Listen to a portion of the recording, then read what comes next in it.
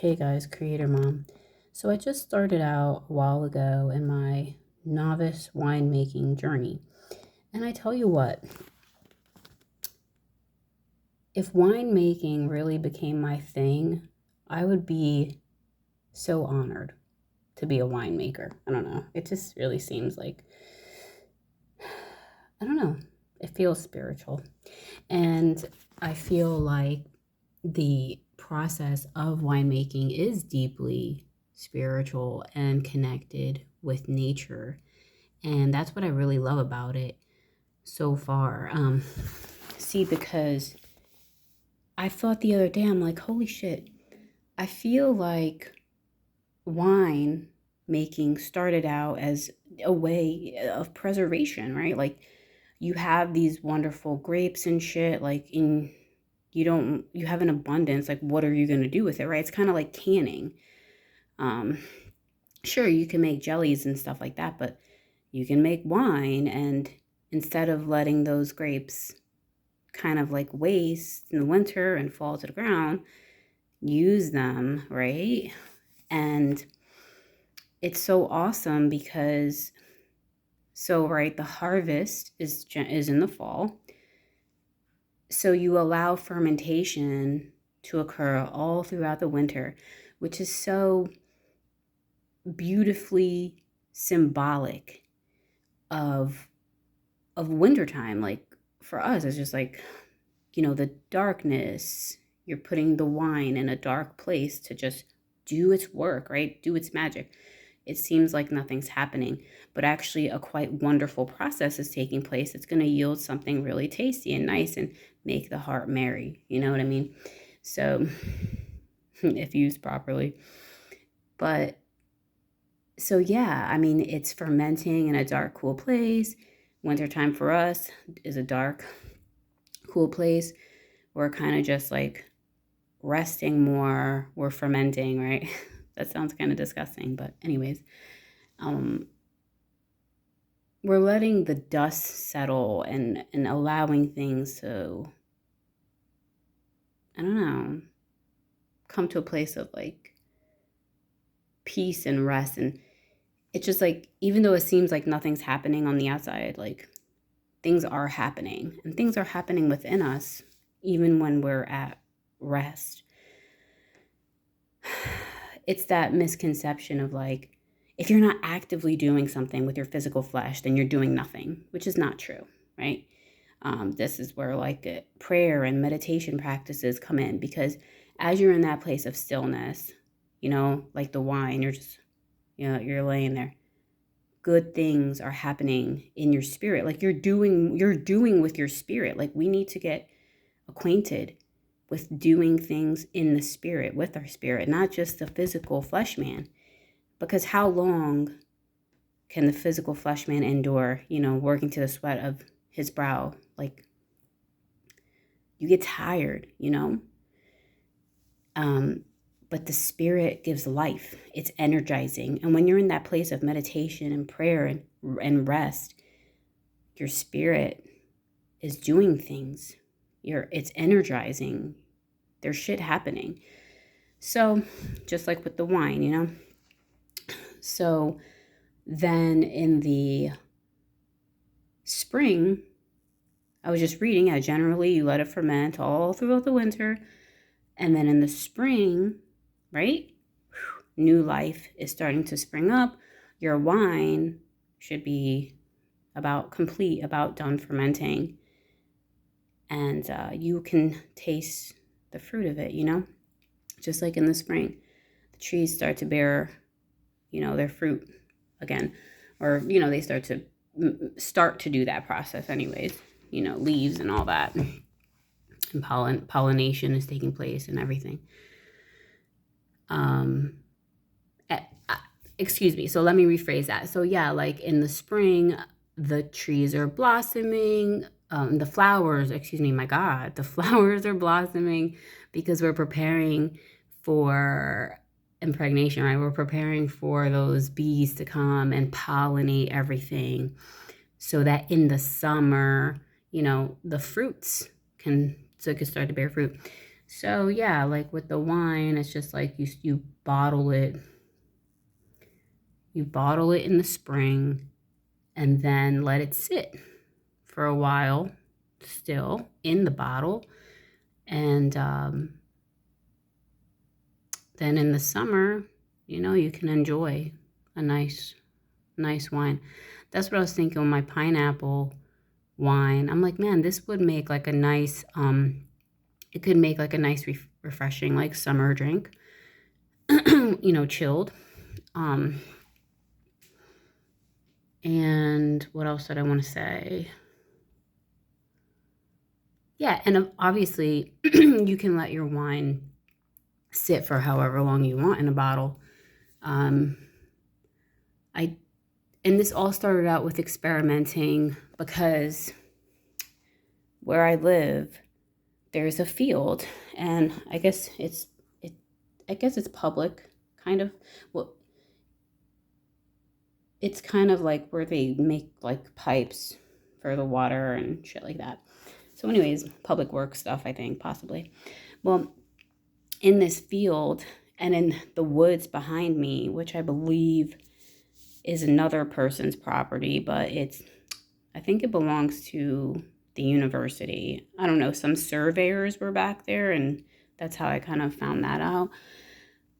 But it's not really used. So, anyways, nothing behind me is really used. So there's these wonderful I identified these grape trees growing everywhere. Like I've made videos about it too. Um, and it took me a while to really believe myself that these are grape trees. Like I identified them, right? Like I identified them. They're grapes. We, even tasted a few. They're not like that yummy to eat because of course they're not like the grapes in the store, like big fat and well, I don't know, even the grapes in the store sometimes they're tasteless, but like, they're not the most pleasant thing to really eat. So I kept thinking, man, I want to do something with these grapes, but a lot of them are also really high up. But there is a lot that were down low that I could actually harvest. But I kept telling myself that I couldn't do it, like that it was just a thought in my mind, like, oh, it'd be nice to do something with those, it'd be nice. And I kept thinking that. And then one day it occurred to me, I said to myself, I'd like to do that, but I don't have this, or I don't have a ladder, right? And then the Lord within me, or my spirit, whatever, or whatever you want to call it, your higher consciousness, God, God was like, God was like, you and your butts, you and your butts. So I was like, damn. So I was like, all right. So me and my son, we harvested a pot of the grapes. That's how all this winemaking started out. And then, excuse me. So by the time I harvested these grapes, it was like the end of November. Like it was about to really get cold. So I'm glad I did it then. Although I just watched a video and I heard about ice grapes. I don't know, something about harvesting grapes that are frozen, whatever. My point is that a lot of the shits was starting to fall off the trees. So I'm like, it was like the perfect time for me to gather this little pot of grapes.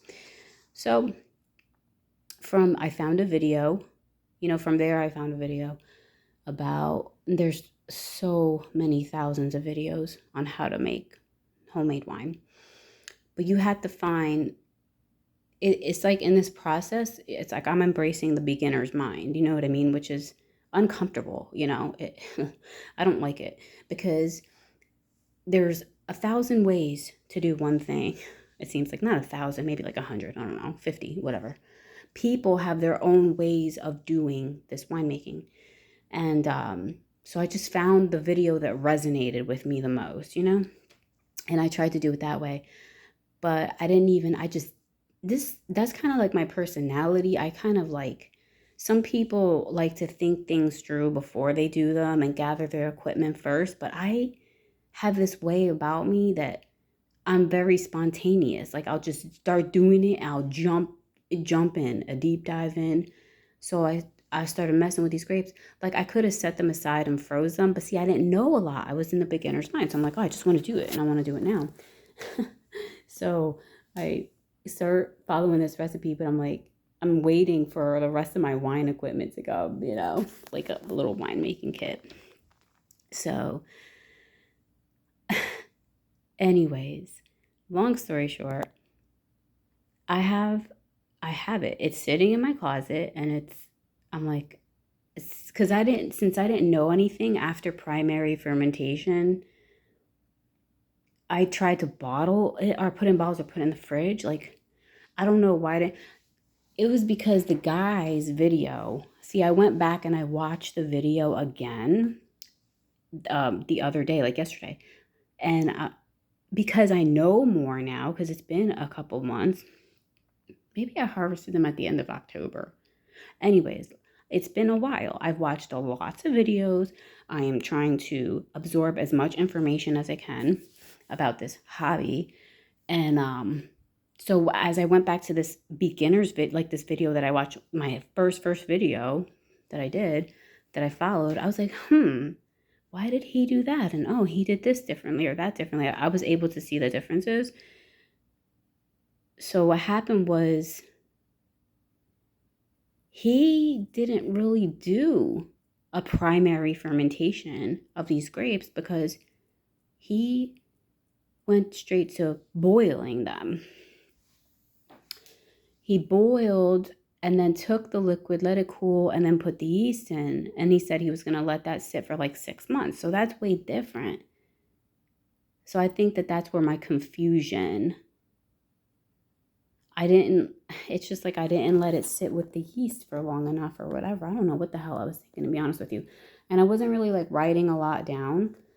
Again, this was like my first baby, just born winemaking experience. So now I write everything down so I can remember, because since I started that, then I starting other projects. So I'm like, oh, I better write everything down, you know what I mean? So I can keep track of what I'm doing. But so I have this wine and I'm letting it sit. And I think that initially, like a few weeks ago, it's been like almost 2 months already, maybe a month and a half, but almost like a few weeks ago, I took a hydrometer reading and it was at like dessert wine. So it means it had a lot of sugar in it still. But we did start out with a lot of sugar, which means that either the yeast are done and it's still, because it was so much sugar, it might have just, the yeast ate all they could and then that was it. Like there's still sugar left over. Or if I let it sit longer, the wine can continue to get drier and the yeast might still be working. So I'm trying to figure out, like I have racked it, so obviously like there's no grapes in it anymore or anything like that. So I'm trying to figure out, like, are the yeast still in there working? Because I'm not sure. But I know that I just took a hydrometer reading yesterday and it went from dessert wine to table wine. So I'm like, I think something still is happening.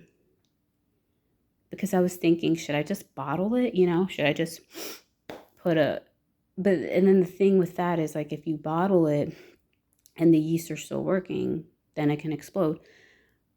But usually I think either people really just wait it out, if they want to do it like super naturally, not super in a natural way. They wait it out till they know that the yeast are nothing, there's no activity on, like no more fermentation is happening.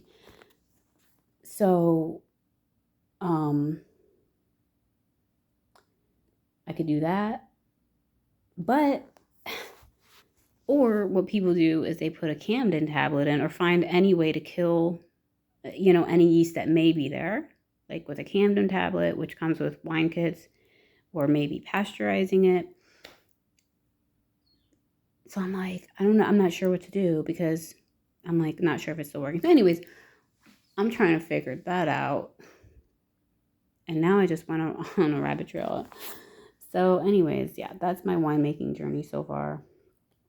And I'm like, when I bottle, when I and I've tasted it, and honestly, I don't think I'm like crazy about the taste of it at this point because it's very like woody tasting. Like,